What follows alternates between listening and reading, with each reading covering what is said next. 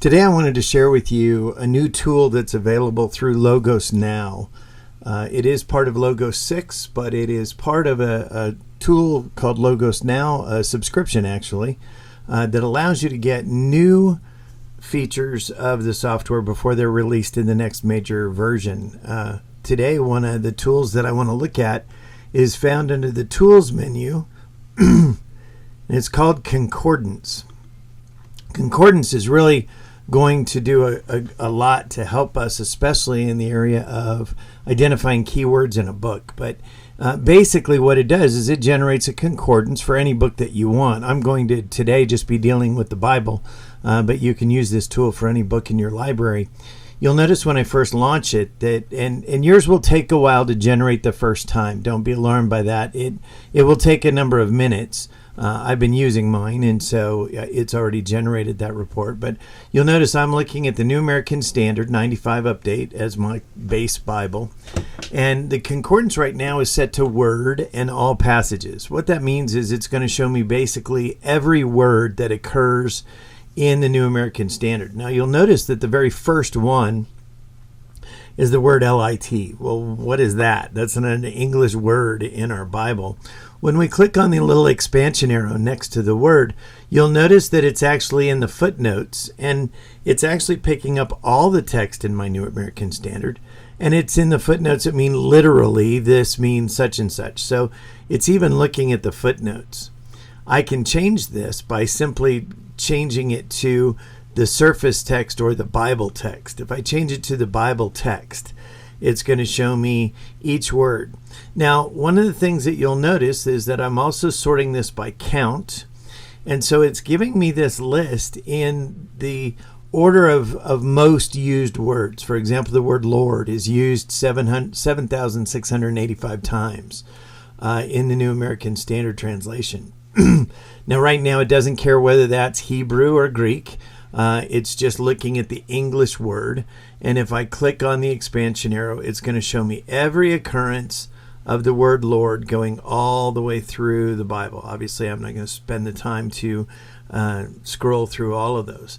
But it's going to show me all 7,685 times that the word Lord is used in our English Bibles. Now, searching for English words is fine, but what I want to do today is I really want to deal with some of the original language types of searches that we can do with Logos 6 and the Concordance tool. Instead of looking at words, when we click on that, you'll notice that we can search for lemmas. We can actually search for Greek and Hebrew lemmas.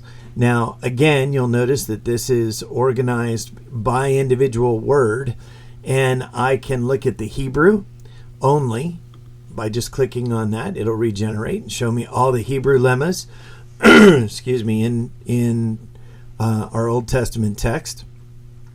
You'll notice right here the word Yahweh occurs 6,828 times in the Old Testament in the Hebrew text.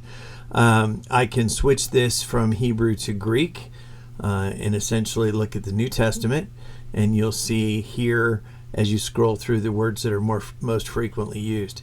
Now, again, this helps us, but it's not particularly useful. I mean, I don't need to know that the word Kai and occurs 8,985 times in my Greek text. That's good information, but it really doesn't help us that much. You also have the choice of looking at not just lemmas, but roots.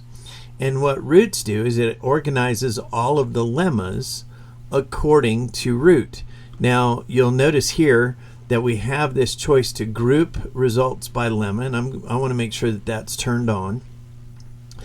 And I also am just going to look at the Greek for just a moment, just to show you that as you go through here, for example, look for a word, erkomai. Erkomai here, come to arrive, occurs 1,398 times in the New Testament. If I expand this, though, you'll see all of the words that share the same root with erkomai and how many times they occur. For example, erkomai itself, come or arrive, 633 times. And if I want to see where those occurrences are, I expand that, and it's going to show me each occurrence of that word. So we're starting to get some more power here. We're starting to get to the point where we're seeing some value in these searches.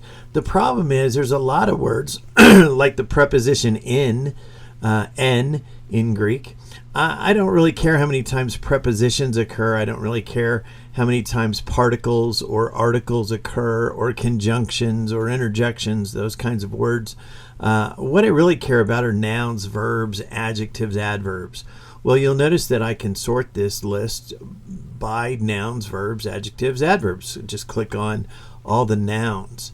Interesting that God is the most frequently used noun in the New Testament, 1,313 times. Jesus is second. Not surprising. The New Testament is about God and Jesus, and so to have those nouns used the most is not surprising. I can also look at verbs and adjectives and adverbs. And you'll see at the top, it's got this little filter string that's showing you what it's searching by. And so now I've filtered the entire New Testament down just into those four parts of speech, if you will. But what about looking at a particular book? I want to see, for example, in the book of 1 Peter, what the most frequently occurring words are. Well, instead of all passages, I can click and use 1 Peter. And now you'll notice that my parts of speech reset.